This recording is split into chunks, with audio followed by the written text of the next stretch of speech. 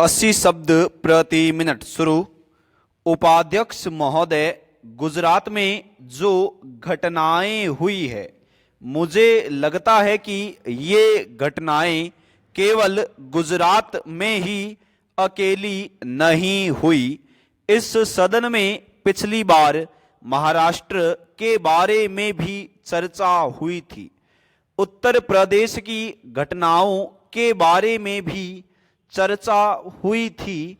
बिहार की घटनाओं के बारे में भी चर्चा हुई थी और ऐसा लगता है कि पिछले कुछ वर्षों के अंदर इस प्रकार की घटनाओं में वृद्धि हुई है।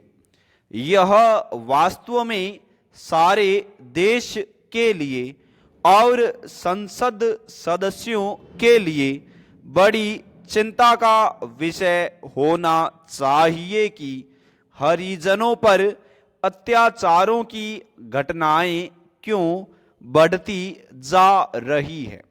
मंत्री महोदय ने बाद में जो कदम उठाए हैं वह तो ठीक है, लेकिन मैं उनसे यह जानना चाहूँगा कि अगर इस प्रकार की घटनाएं बढ़ रही है तो इनके मूल कारणों की जांच के संबंध में क्या सरकार कोई ऐसा प्रयत्न कर रही है कि आखिर ये घटनाएं आज़ादी के बाद घटने के बजाय बढ़ती जा रही है।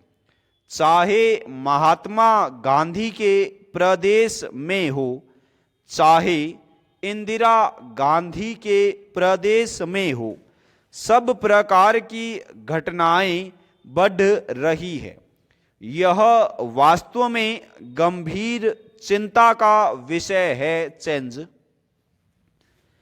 एक जो बड़ा झगड़े का मूल कारण होता है, उसका अगर आप सर्वे कराएं और पता लगाएं कि ऐसी घटनाएं वहां होती है जहां पर ऐसे कुएं हैं जिनसे संयुक्त रूप से पानी लेने की व्यवस्था है, मैं इस बात के बिल्कुल पक्ष में नहीं हूं कि उनके कुएं अलग करवा दीजिए।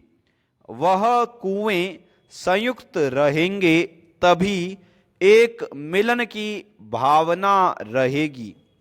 पिछले दिनों मैंने एक प्रवृत्ति यह देखी कि सरकार की ओर से पैसा इसलिए मिलता है कि हरिजनों के मोहल्ले में कुएं बनने चाहिए।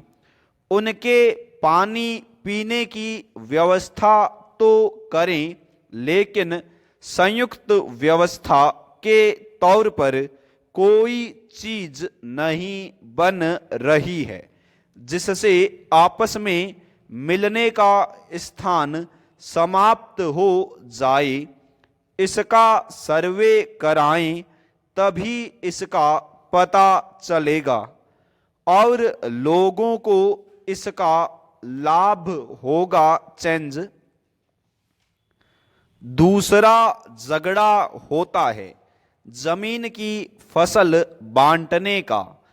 आज भी हरिजन लोग अधिकांश रूप से जमीन के बंटाईदार के रूप में काम करते हैं, इसलिए फसल के बंटवारे को लेकर कई प्रकार के झगड़े हुए हैं।